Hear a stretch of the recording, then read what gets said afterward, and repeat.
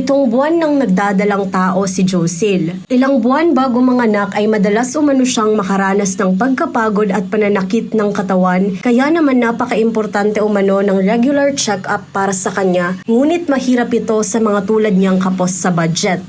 Lalo na po sa panahon ngayon na mainit, yung pag-ano po namin sa pagbubuntis namin naglalakad ng mga requirements. And then po yung tuwing sumasakit po yung mga ano namin, yung chat po namin, yung financial po, kailangan din po.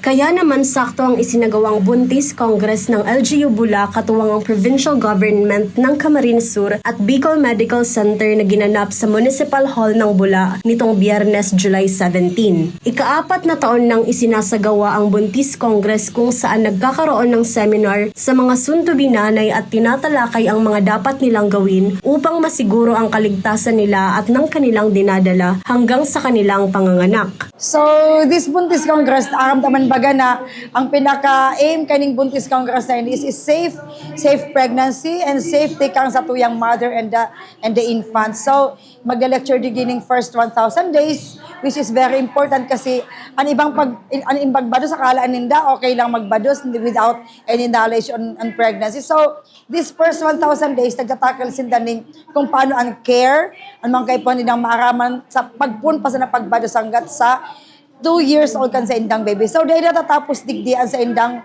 pagkanuod. So, dapat habang nagbubuntis and then habang nagpapadakula kang baby, aram din kung anong gagabos dapat nagibuhon. Siyempre, kay puhan dyan si proper nutrition both for the mother and for the infant, for the baby. Hindi na rin pinalampas ni Josil ang pagpapa-ultrasound at laboratory sa Women's Wellness on Wheels ng provincial government ng Kamsur. Isa sa mga state-of-the-art healthcare asset ng probinsya na nag-aalok ng 4D OB ultrasound, complete blood count o CBC, urinalysis at iba pa. Nagpapasalamat ang mga benepisyaryong tulad ni Josil sa hatid na tulong sa kanila tulad ng libreng laboratories at libreng mga kagamitan sa kanilang pagbubuntis. Salamat po ko sa government dahil po naisipan po nila itong gawin, lalo na po sa aming mga buntis kasi po yung panahon po ngayon na medyo yung iba po kapos din po sa pera, yung mga hindi po kaya mag-ultrasound.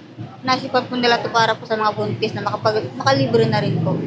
Adhikain ng programa ang mabawasan ng delikadong panganganak sa mga tahanan, kaya naman mas pinapaigting pa nila ang pagkakaroon ng libreng paanakan at mga konsultasyon na maaaring ma-avail ng mga nagdadalang tao. Jem Garcia, CSN.